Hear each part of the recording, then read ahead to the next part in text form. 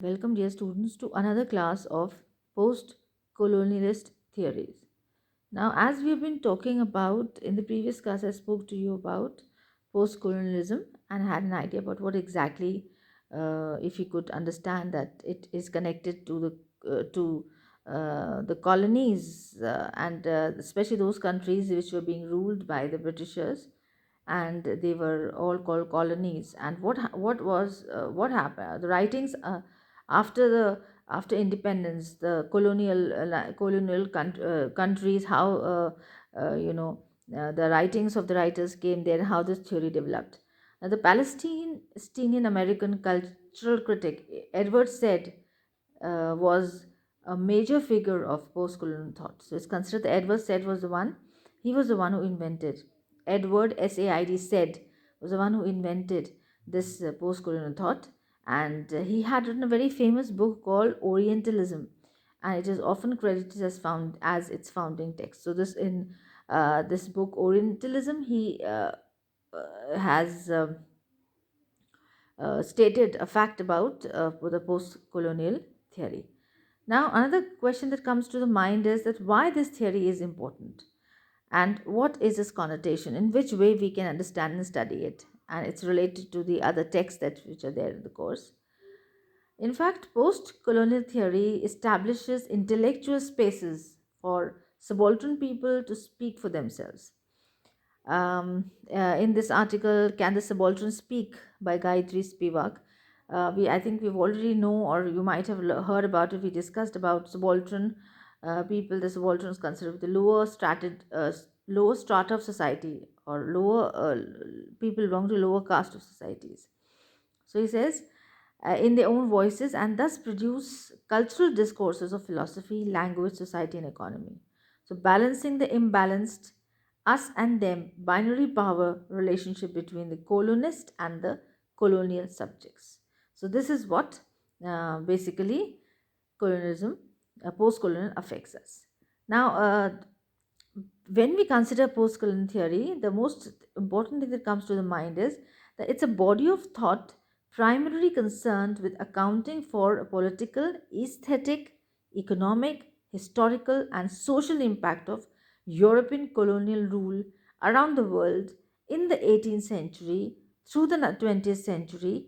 And this was a time when the European colonial rule was uh, everywhere in most of the countries ruled by them. So this is what it talks about, and it's related to. Now, what are the perspectives of post-colonial theories? Post-colonial criticism is similar to cultural studies, but it assumes a unique perspective on literature and politics that warrants a separate discussion. Similarly, post-colonial critics are concerned with literature produced by colonial powers and works produced by those who were colonized. So you already know the colonized countries. It refers to uh, the works produced by the colonized countries, or the countries which were colonized. So another thing to come to the to our minds is that let's uh, think about literature, post-colonial literature. Now, post-colonial literature often addresses the problems and consequences of the decolonization of a country, especially questions relating to the political and cultural independence of formerly subjugated people, and themes such as racialism and colonialism. So, in other words, post-colonial literature has includes a variety of range of literary theories and has evolved around the subject. So, we can say that it is could be used in various connotations in various contexts. Like you have post-colonial feminist theory, you have post-colonial theories that are related to you can say talks about racialism and feminism. Then what exactly colonialism, also new colonialism. There are so many things which could uh, be connected to.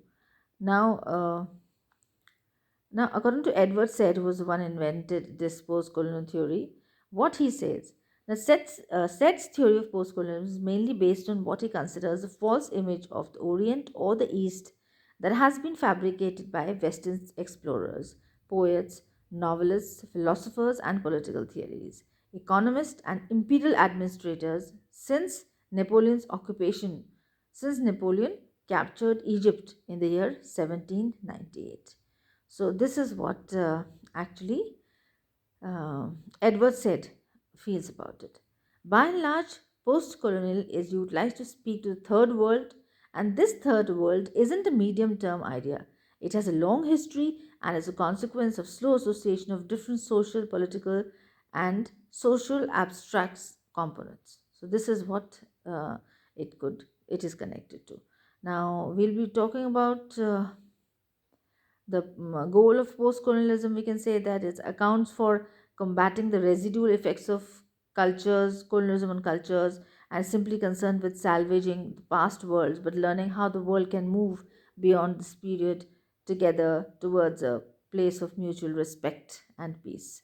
So there are so many aspects of post-colonial theory that we can discuss, and we will be talking about the literature, post-colonial literature, and how the text influences the how the text reflects this theory into the various writings of the post-colonial writers in the next class. Thank you so much.